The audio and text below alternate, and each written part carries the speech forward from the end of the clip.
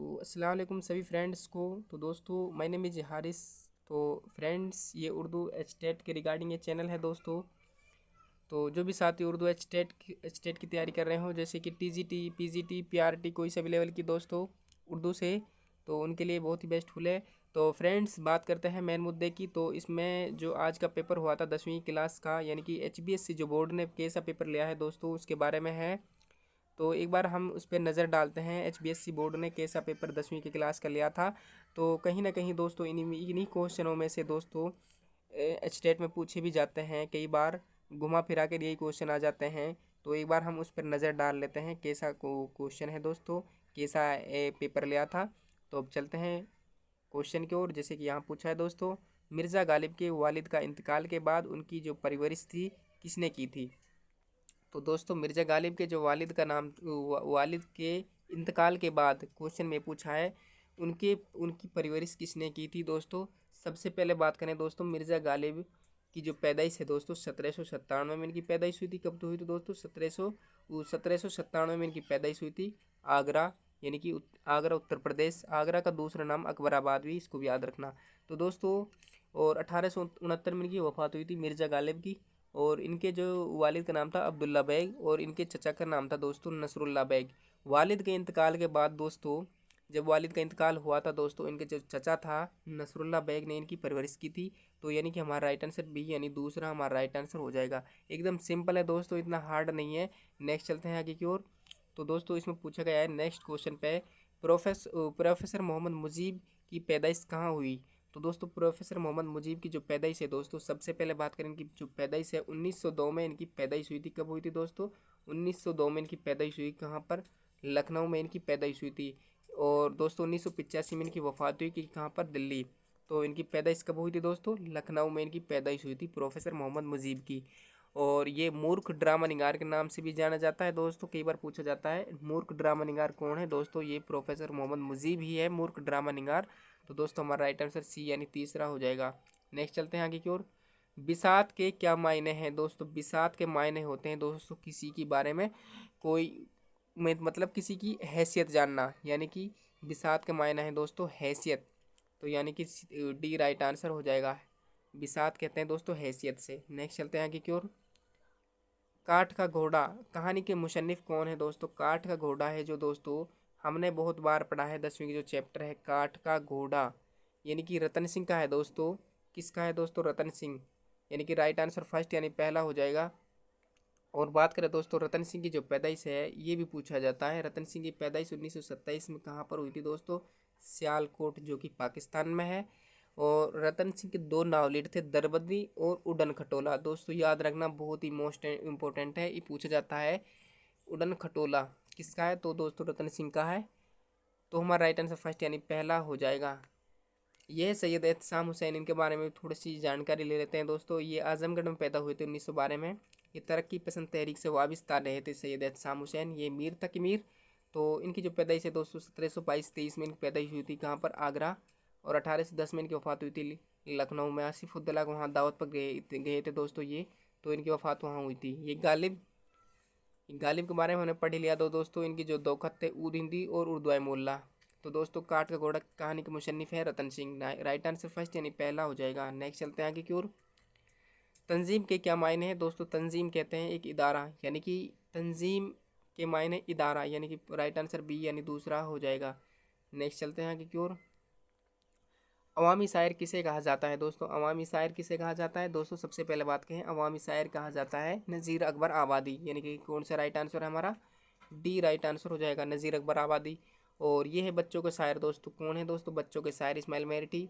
ये एक तंज़ुम शायर के नाम से जाने जाते हैं, ये बच्चों के शायर के नाम से जाने जाते हैं दोस्तों, ये फ़लसफ़ा शायर के नाम से जाने जाते हैं। तो अवामी शायर किसे है, नज़ीर अकबर आबादी। राइट आंसर डी यानी 4 हो जाएगा। नेक्स्ट चलते हैं आगे की ओर। असलम और जावेद किस मुकालमे के किरदार हैं दोस्तों। असलम और जावेद तो किसका मुकालमे के किरदार हैं दोस्तों। ये कहानी बहुत मोस्ट इम्पोर्टेंट है। ये दोस्तों नई रोशनी कहानी के जो किरदार हैं, और इनमें एक लड़का होता है महमूद नाम का जो कि नाबिना होता है दोस्तों। तो वो एक दिन स्कूल आता है दोस्तों। तो टीचर से ये मुलाकात टीचर से बात करते हैं असलम और जावेद, सर ये लड़का कैसे पढ़ेगा, वो कैसे चलेगा, कैसे लिखेगा, तो इनके बारे में पूछता है दोस्तों। कौन पूछता है? असलम और जावेद, उस महमूद के बारे में। तो ये किस कहानी के किरदार हैं दोस्तों? तो ये नई रोशनी कहानी है दोस्तों। राइट आंसर सी यानी तीसरा हो जाएगा। ये दोस्तों कारतूस, ये हबीब तनवीर का है, ड्रामा है। ये कहानी है आदमी की कहानी, प्रोफेसर मोहम्मद मुजीब की है। ये खुदा के नाम खत, ये स्पेनी कहानी है, याद रखना। राइट आंसर सी यानी तीसरा हो जाएगा। नेक्स्ट चलते हैं आगे की ओर।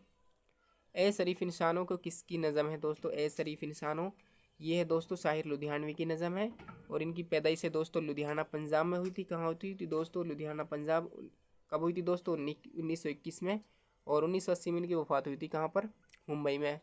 तो दोस्तों इनकी जो शरीफ इंसानों है, जैसे कि तलखियाँ, तैनैया, गाता से बंजार, बहुत सारी नज़में थी। तो हमें याद रखना चाहिए दोस्तों। राइट आंसर फर्स्ट यानी पहला हो जाएगा। नेक्स्ट चलते हैं आगे की ओर। कौमी तराना किस शायर की मशहूर नज़म है दोस्तों? कौमी तराना, तो यहाँ पूछा है दोस्तों कौमी तराना किसकी है? तो दोस्तों ये है अल्लामा इकबाल, जो कि राइट आंसर बी यानी हो जाएगा। अल्लामा इकबाल की पैदाइश दोस्तों 1877 सियालकोट पाकिस्तान, और 1938 में इनकी वफात हुई थी कहाँ पर दोस्तों? लाहौर। और ये दोस्तों अल्लामा इकबाल है जो, इन्होंने दोस्तों जैसे कि कौमी तराना, बहुत सारी नज़में थी इनकी। कौमी तराना, पहाड़ और गिलेरी है, जुगनू है, हमदर्दी है, परिंदों की फरियाद है, बहुत सारी इनकी नज़में मानी जाती हैं दोस्तों। तो राइट आंसर बी यानी दूसरा हो जाएगा। नेक्स्ट चलते हैं आगे की ओर। ग्रुप के क्या मायने हैं दोस्तों? ग्रुप के मायने हैं डूब जाना या छिप जाना। तो दोस्तों इसके मायने क्या हो जाएगा?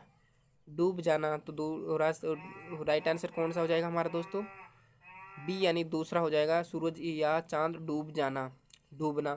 तो दोस्तों हमारा राइट आंसर बी यानी दूसरा हो जाएगा। नेक्स्ट चलते हैं आगे की ओर। डॉक्टर भीमराव अम्बेडकर की पैदाइश कब हुई थी दोस्तों? डॉक्टर जो भीमराव अम्बेडकर हैं, इनकी पैदाइश 14 अप्रैल 1891 महू मध्य प्रदेश में हुई थी। और 6 दिसंबर 1954 में इनकी वफात हुई थी। कब हुई थी दोस्तों? 6 दिसंबर 1954 में इनकी वफात हुई थी। कब हुई थी दोस्तों? 1954 में इनकी वफात हुई थी। और इनका असल नाम था दोस्तों सुखपाल था। भीमराव अम्बेडकर का जो असल नाम था भीमराव सुखपाल, याद रखना, मोस्ट इंपॉर्टेंट है। तो इनकी पैदाइश 14 अप्रैल 1891 में हुई थी दोस्तों। तो राइट आंसर फर्स्ट हो जाएगा। नेक्स्ट चलते हैं आगे की ओर।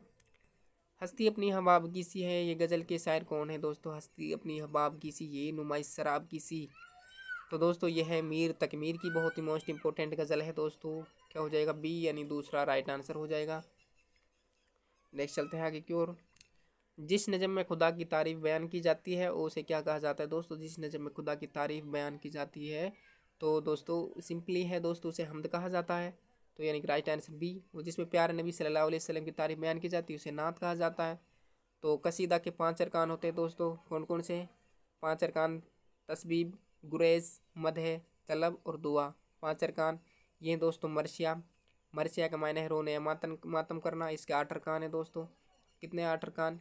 चेहरा, सराफा, रुखसत, आमद, रजज, जंग, शहादत और बैन।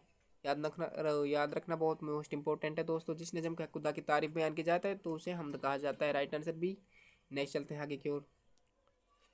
आलिम के क्या मायने हैं दोस्तों? आलिम के क्या मायने हो जाए? आलिम माने इसके मायने हैं दोस्तों इल्म को जानने वाला, यानी कि पढ़ा लिखा।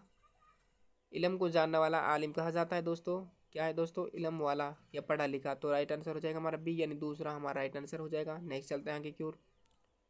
मशरिक का मुतजाद अल्फाज क्या है दोस्तों? मशरिक हो जाएगा मगरिब। तो दोस्तों इसको अपोजिट है क्या हो जाएगा दोस्तों? अपोजिट पूछा है इसमें, मुतजाद यानी विलोम शब्द पूछा है। मशरिक की मुतजाद क्या हो जाएगा दोस्तों? मशरिक के हो जाएगा मगरिब। तो देखते हैं दोस्तों मगरिब कहाँ है इसमें। तो ये मिल गया हमें दोस्तों, मशरिक के मायने हैं मगरिब। तो राइट आंसर हो जाएगा डी 4। नेक्स्ट चलते हैं आगे की ओर। आदमीनामा किस शायर की मशहूर नज़म है दोस्तों? आदमीनामा किस शायर की मशहूर नज़म है दोस्तों? आदमीनामा है, बंजारा नामा है, रोटीनामा, मुफलिसी नामा है। ये अवामी शायर ने कहा था। कौन है दोस्तों हमें अवामी शायर? नज़ीर अकबर आबादी। तो हमारा राइट आंसर फर्स्ट यानी पहला ए हो जाएगा। नेक्स्ट चलते हैं आगे की ओर। तो दोस्तों इसमें पूछा है जैसे कि लेन शो ने लिफाफे पर क्या पता लिखा था? तो लेन शो की जो फर्स्ट नष्ट हो जाती है दोस्तों, तो बहुत ही बारिश के कारण, तो उसमें खुदा के नाम खत लिखता है। वो कहानी स्पेनी कहानी होती है दोस्तों, जो भी पूछा जाता है। तो स्पेनी कहानी है दोस्तों, उसमें खत लिखता है वो किसके लिए? खुदा के लिए लिखता है।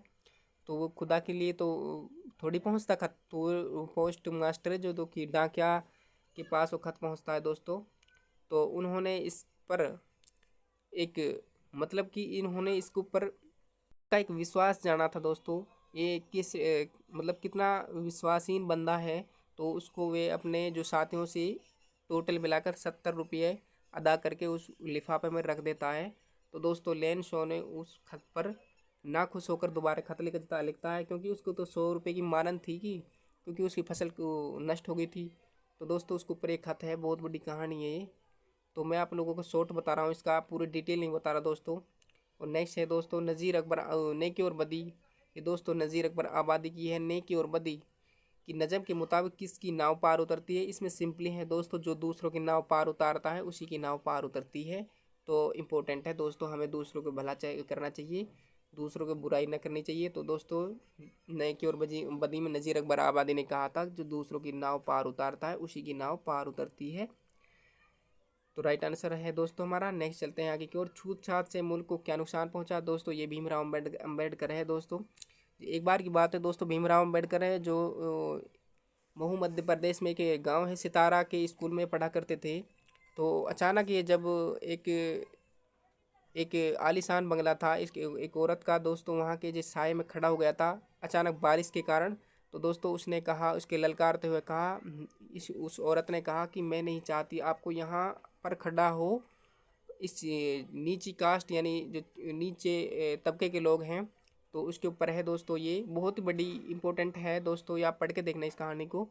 तो छूत छात के ऊपर है ये। नीचे दिया गया है दोस्तों, कर्नल से कारतूस मांगने वाला सवार कौन था। कर्नल से मांगना, तो दोस्तों ये हबीब तनवीर का ड्रामा है। किसका है दोस्तों, हबीब तनवीर का ये ड्रामा है। तो इसमें ये होता है कर्नल। जब ये आता है दोस्तों, कौन आता है, यानी कि वजीर अली आता है। तो वजीर अली जो कि एक मतलब कि टापों की आवाज़ सुनती है, तो खेमे के जो लोग होते हैं वो पहुँचते हैं, उनसे पूछते हैं कौन है आप। तो वो पूछता है मैं वजीर अली की तलाश में हूँ। वजीर अली कहता है मैं वजीर अली की तलाश में हूँ, आप मुझे कारतूस दे दें। किससे मांगता है, कर्नल से मांगता है। तो कर्नल से वो 10 कारतूस ले जाता है। तब वो पूछता है आप कौन हो। तो वो बताता है वजीर अली। तो जब वजीर इनका कर्नल के जो उस्ताद थे, यानी कि बहुत बड़े ऑफिसर थे, तो उनसे पूछता है कर्नल से ये कौन थे। तो ये कहता है कि जहांबाज सिपाही का हाथ कहते हैं, क्योंकि वो इनसे तो इस कारतूस लेके चला गया था।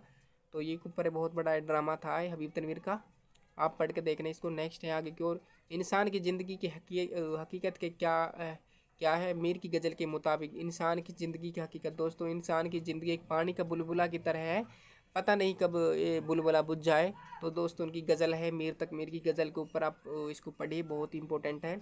नेक्स्ट है आगे की ओर। आग का जलाना सीखने के बाद इंसान ज़िंदगी में क्या तब्दीली होती है दोस्तों। आग का जलाना सीखने की ये है दोस्तों, सैयद सामू हुसैन ने बहुत बड़ा इसके बारे में बताया था, आप इन सब देख सकते हैं। नेक्स्ट है आगे की ओर। इंटरनेट से क्या तलबा को फ़ायदा हुआ है दोस्तों। इंटरनेट से तलबा को आजकल जो इंटरनेट से हम जैसे कि मान लें तो जी फ़ोन के माध्यम से, वो फ़ोन के जो कारण से हम बहुत ही तैयारी करते हैं, यानी पढ़ाई भी करते हैं, यानी और इंटरनेट के माध्यम से जैसे कि पीडीएफ वगैरह है, पीपीटी वगैरह है, बहुत डाउनलोड करके पढ़ते हैं। तो बैच वगैरह लेते हैं दोस्तों, इनकी वजह से ही हम पढ़ते हैं फ़ोन के माध्यम से। तो दोस्तों इंटरनेट की वजह से बहुत कुछ मतलब फ़ायदा हो चुका है। और नेट पे ही हमें जैसे कि लाइब्रेरियाँ हैं, यानी कि अखबार वगैरह हैं, बहुत सारे हमें मिल जाता है। तो इंटरनेट से बहुत फ़ायदा हो चुका है दोस्तों। नेक्स्ट है आगे की ओर। मंदरजैल में से अल्फाज में सिर्फ 3 के वाहिद जमा और जमा से वाहिद कीजिए, यानी कि एक वचन के बहुवचन और बहुवचन के एक वचन बनाइए दोस्तों। नेक्स्ट है जैसे कि जवाब की जवाबात, यानी कि ये बहुवचन पूछा है, इसमें जमा पूछा है, जवाब का एक वचन बनाना है, वाहिद बनाना है हमें दोस्तों। जैसे कि जवाब की हो जाएगा दोस्तों जवाब का मायना क्या हो जाएगा, जवाब के हो जाएगा दोस्तों जवाबात। नेक्स्ट है दोस्तों, इसमें पूछा है फर्ज का हो जाएगा दोस्तों फ्राइज। जूती का हो जाएगा दोस्तों क्या हो जाएगा, जूती का जूतियाँ। और टॉपिक हो जाएगा दोस्तों क्या हो जाएगा, टोपियाँ। जंगल का हो जाएगा दोस्तों जंगलात।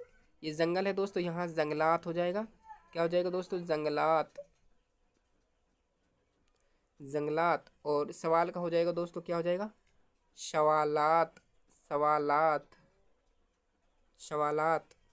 तो दोस्तों, तो ये है दोस्तों उर्दू स्टेट के यानी कि 10वीं का पेपर है दोस्तों। अगर वीडियो अच्छी लगी तो प्लीज़ चैनल को सब्सक्राइब कर लें दोस्तों। और न जाने इसी में से बहुत क्वेश्चन आते हैं दोस्तों, इन्हीं से ही बनते हैं, स्टेट में इन्हीं से ही मिलते हैं।